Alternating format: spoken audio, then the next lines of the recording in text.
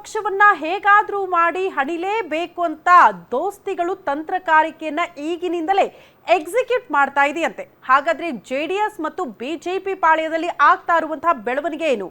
ಮುಂಬರುವಂತಹ ಎಲೆಕ್ಷನ್ಗೆ ಈಗಿನಿಂದಲೇ ಮೈತ್ರಿ ಅಂದ್ರೆ ದೋಸ್ತಿಗಳು ಯಾವ ರೀತಿ ತಯಾರಿ ಮಾಡ್ಕೊಳ್ತಿದ್ದಾರೆ, ಆ ಮೂಲಕ ಕಾಂಗ್ರೆಸ್ ಅನ್ನ ಹೊಡೆದು ಹಾಕುವಂತ ತಂತ್ರಗಾರಿಕೆ ಸಕ್ಸಸ್ ಆಗುತ್ತಾ ಅನ್ನೋದು ಪ್ರಶ್ನೆ. ಕಾರಣ ನಿಮಗೆಲ್ಲ ಗೊತ್ತು, ಗ್ಯಾರಂಟಿ ಯೋಜನೆಗಳಿಂದಲೇ ಕಾಂಗ್ರೆಸ್ ಅಧಿಕಾರಕ್ಕೆ ಬಂದಿದೆ. ಈಗ ಕಾಂಗ್ರೆಸ್ ಅನ್ನ ಅಧಿಕಾರ ಬಿಟ್ಟು ಕೆಳಗಿಳಿಬೇಕು ಅಂತ ಅಂದ್ರೆ, ಕೆಳಗಿಳಿಸಬೇಕು ಅಂದ್ರೆ ಅದಕ್ಕೆ ತದ್ವಿರುದ್ಧವಾಗಿ ಬೇರೆ ರೀತಿಯ ತಂತ್ರಗಾರಿಕೆಗಳು ದೋಸ್ತಿಗಳಿಂದ ಆಗಲೇಬೇಕು.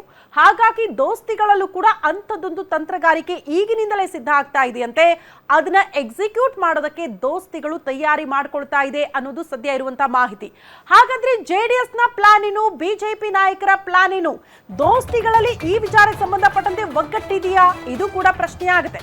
ಕಾಂಗ್ರೆಸ್ ವಿರುದ್ಧ ಸಿದ್ಧವಾಗ್ತಾ ಇದೆಯಾ ದೋಸ್ತಿ ಅಸ್ತ್ರ?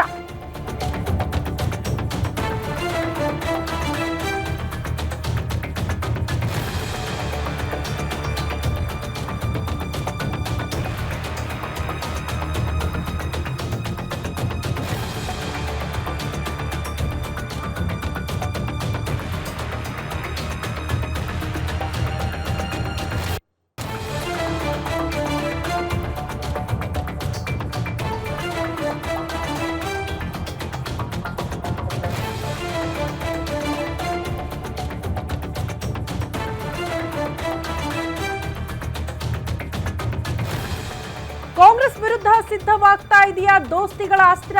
ಗ್ಯಾರಂಟಿ ಸರ್ಕಾರದ ವಿರುದ್ಧ ಸಿದ್ಧವಾಯ್ತಾ ಹೊಸದೊಂದು ಪ್ಲಾನ್? ದಳಪತಿಗಳು ಸಖತ್ ಆಕ್ಟಿವ್ ಆಗಿದ್ದಾರೆ. ಹಾಗಾದ್ರೆ ಬಿಜೆಪಿ ಸೈಲೆಂಟ್ ಆಗಿದೆಯಾ? ಖಂಡಿತ ಇಲ್ಲ, ಅಲ್ಲೂ ಕೂಡ ತಂತ್ರಗಾರಿಕೆಗಳಾಗ್ತಾ ಇದೆ.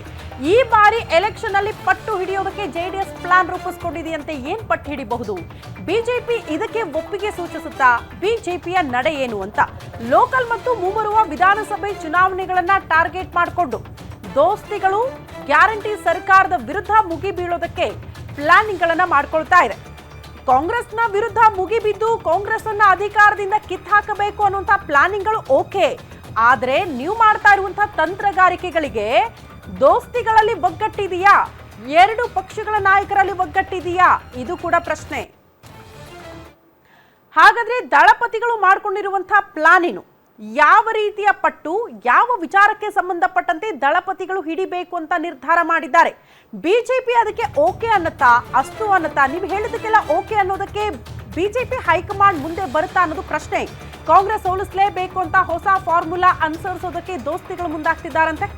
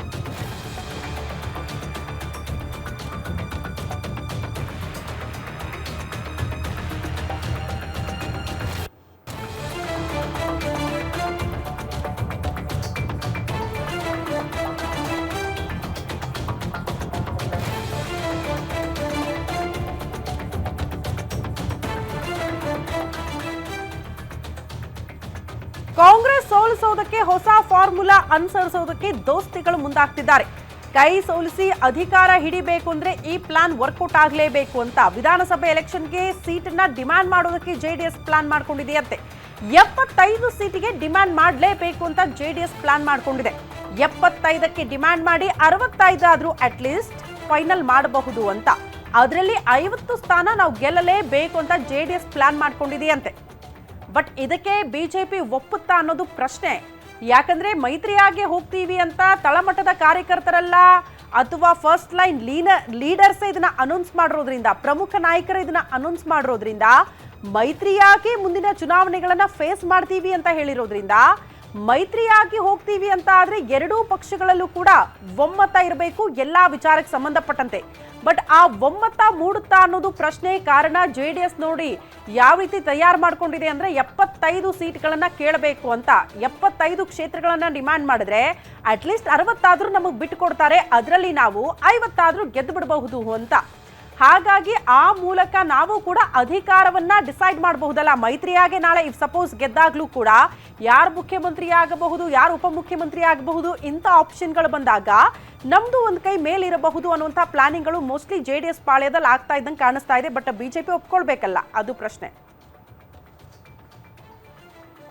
ಈ ಬಗ್ಗೆ ಮತ್ತಷ್ಟು ಡೀಟೇಲ್ಸ್ ಅನ್ನ ಕೊಡ್ತಾ ಹೋಗ್ತಾರೆ political bureau head Maruti Pavagada ನೇರ ಸಂಪರ್ಕದಲ್ಲಿ ಜಾಯಿನ್ ಆಗ್ತಿದ್ದಾರೆ. ಮಾರುತಿ, ಎಲ್ಲಾ ಚುನಾವಣೆಗಳನ್ನ ಜಂಟಿಯಾಗಿ ಹೋಗ್ತೀವಿ ಅಂತ ದೊಡ್ಡ ದೊಡ್ಡ ಲೀಡರ್ಸ್ ಎರಡೂ ಪಕ್ಷದ ಪ್ರಮುಖರೇ ಅನೌನ್ಸ್ ಮಾಡಿರೋದ್ರಿಂದ ಮೈತ್ರಿಯಾಗಿ ಹೋಗೋದು ಅನಿವಾರ್ಯ ಆದ್ರೂ ಕೂಡ ಜೆಡಿಎಸ್ ಕೇಳಿದ್ದಕ್ಕೆಲ್ಲ ಅಸ್ತು ಅನ್ನುತ್ತಾ ಬಿಜೆಪಿ ಹೈಕಮಾಂಡ್ ಅನ್ನೋದು ಪ್ರಶ್ನೆ. ಕಾರಣ ಎಷ್ಟೋ ಕ್ಷೇತ್ರಗಳಲ್ಲಿ ಠೇವಣಿ ಕಳೆದುಕೊಂಡ್ಬಿಟ್ಟಿದೆ ಜೆಡಿಎಸ್.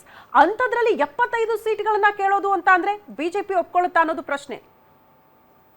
ಶ್ರುತಿ, ಇನ್ನು 2.5 ವರ್ಷ ಇದೆ ವಿಧಾನಸಭಾ ಸಾರ್ವತ್ರಿಕ ಚುನಾವಣೆಗೆ. ಆದರೆ ಈಗಾಗಲೇ ಜೆ ಡಿ ಎಸ್ ಅಲ್ಲಿ ಚರ್ಚೆ ಆಗ್ತಿರೋದೇನಂತ ಹೇಳಿದ್ರೆ ಈಗಲಿಂದಲೇ 2028ರ ವಿಧಾನಸಭಾ ಚುನಾವಣೆಗೆ ಸಿದ್ಧತೆಗಳನ್ನು ತಯಾರಿಯನ್ನು ಮಾಡ್ಕೊಳ್ಬೇಕು ಅಂತ. ಮೊನ್ನೆ ಮಾಜಿ ಮುಖ್ಯಮಂತ್ರಿ ಹಾಗೂ ಹಾಲಿ ಕೇಂದ್ರ ಸಚಿವರಾದಂತಹ ಕುಮಾರಸ್ವಾಮಿ ಅವರನ್ನು BJP ನಿಯೋಗ ಭೇಟಿ ಮಾಡಿದಾಗಲೂ ಕೂಡ ಮೈತ್ರಿ ಬಗ್ಗೆ ಭಾಳಷ್ಟು ಸ್ಪಷ್ಟವಾದಂಥ ಒಂದು ನಿರ್ಧಾರಕ್ಕೆ ಬಂದಿದ್ದಾರೆ. ಅಂದರೆ ಒಂದಷ್ಟು ಗೊಂದಲಗಳು ಇತ್ತೀಚೆಗೆ ಕೂಡ ಕ್ರಿಯೇಟ್ ಆಗಿದ್ವು. ಒಂದು BJPಯಲ್ಲಿರುವಂಥ ಒಂದು ಬಣ ನಮಗೆ ಮೈತ್ರಿ ಬೇಡ ಅನ್ನುವಂಥದ್ದು, ಮತ್ತೊಂದು ಬಣ ಮೈತ್ರಿಯಲ್ಲೇ ಚುನಾವಣೆ ಎದುರಿಸಬೇಕು ಅನ್ನುವಂತಹ ಒಂದು ಲೆಕ್ಕಾಚಾರಗಳನ್ನು ಹಾಕ್ಕೊಂಡು ಆ ಹೇಳಿಕೆಗಳನ್ನು ಕೊಡ್ತಿದ್ರು. ಆದರೆ ಆ ಎಲ್ಲ ಗೊಂದಲಗಳು ಕೂಡ ತೆರೆ ಇಳಿಬೇಕು ಅನ್ನುವಂಥ ಒಂದು ರೀತಿಯಲ್ಲಿ ಕುಮಾರಸ್ವಾಮಿ ಮತ್ತು ಅಶೋಕ್ ಹಾಗೂ ವಿಜೇಂದ್ರ ಅವರು ಸಭೆ ಮಾಡಿರುವಂಥದ್ದು.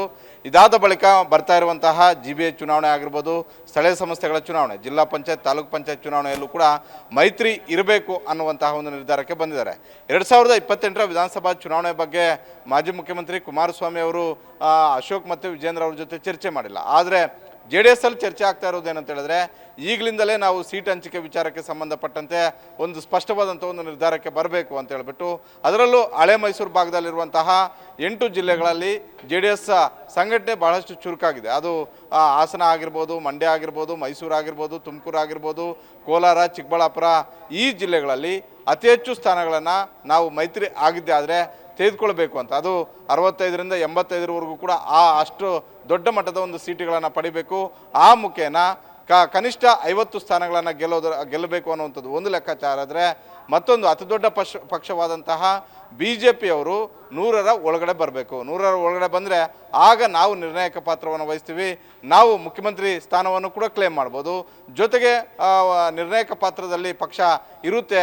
ಆ ಮುಖೇನ ಕುಮಾರಸ್ವಾಮಿ ಅವರು ಮತ್ತೊಮ್ಮೆ ಮುಖ್ಯಮಂತ್ರಿ ಆಗೋದಕ್ಕೂ ಕೂಡ ಸಾಧ್ಯವಾಗುತ್ತೆ ಅಂತ ಇದು ದೇವೇಗೌಡರು, ಕುಮಾರಸ್ವಾಮಿ ಮತ್ತು JDS ಪಕ್ಷದಲ್ಲಿ ಆಗ್ತಾ ಇರುವಂಥ ಒಂದು ಚರ್ಚೆ. ಬಹುತೇಕ ಒಂದು ವೇಳೆ ಈಗ ಬಿಹಾರದಲ್ಲೂ ಕೂಡ ಇದೇ ರೀತಿಯಾದಂಥ ಒಂದು ಫಾರ್ಮುಲಾ ರೆಡಿ ಆಗಿದೆ, ಚುನಾವಣೆಯನ್ನು ಎದುರಿಸ್ತಾ ಇದ್ದಾರೆ. ಅಂದರೆ JDU ಮತ್ತು BJP ನಡುವೆ ಸೀಟ್ ಹಂಚಿಕೆ ವಿಚಾರದಲ್ಲಿ 50-50 ಫಾರ್ಮುಲಾವನ್ನು ಮಾಡ್ಕೊಂಡಿದ್ದಾರೆ. ಅದೇ ಫಾರ್ಮುಲಾವನ್ನು ರಾಜ್ಯಕ್ಕೂ ಕೂಡ ಅನ್ವಯ ಮಾಡಿದ್ದಾದರೆ ಅಷ್ಟು ದೊಡ್ಡ ಮಟ್ಟದ ಒಂದು ಫಾರ್ಮುಲಾಕ್ಕೆ ಕುಮಾರಸ್ವಾಮಿ ಅವರು ಒಪ್ಕೊಳ್ಳೋದಿಲ್ಲ, ಅದೇ ರೀತಿ ದೇವೇಗೌಡರು ಕೂಡ ಒಪ್ಕೊಳ್ಳೋದಿಲ್ಲ. ದೇವೇಗೌಡರು, ಕುಮಾರಸ್ವಾಮಿ, ನಿಖಿಲ್ ಕುಮಾರಸ್ವಾಮಿ ಅವರ ನೇರ ಟಾರ್ಗೆಟ್ ಇರುವಂಥದ್ದು ಹಳೆ ಮೈಸೂರು ಭಾಗದಲ್ಲಿ. ಹಳೆ ಮೈಸೂರು ಭಾಗದಲ್ಲಿ 65 ವಿಧಾನಸಭಾ ಕ್ಷೇತ್ರದಲ್ಲಿ JDS ಸಂಘಟನಾತ್ಮಕವಾಗಿ ಬಹಳಷ್ಟು ಸದೃಢವಾಗಿದೆ. ಹೀಗಾಗಿ ಈ 65 ಕ್ಷೇತ್ರಗಳನ್ನು ಟಾರ್ಗೆಟ್ ಮಾಡಿದೆ ಆದರೆ ಕನಿಷ್ಠ 50 ಕ್ಷೇತ್ರಗಳನ್ನು ಗೆಲ್ಲಬಹುದು ಅನ್ನುವಂಥ ಒಂದು ಲೆಕ್ಕಾಚಾರವನ್ನು ಹಾಕ್ಕೊಂಡು ಈಗಲಿಂದಲೇ 2028ರ ವಿಧಾನಸಭಾ ಚುನಾವಣೆಗೆ ಈ ಒಂದು ತಂತ್ರಗಾರಿಕೆಯನ್ನು ಮಾಡ್ತಿದ್ದಾರೆ.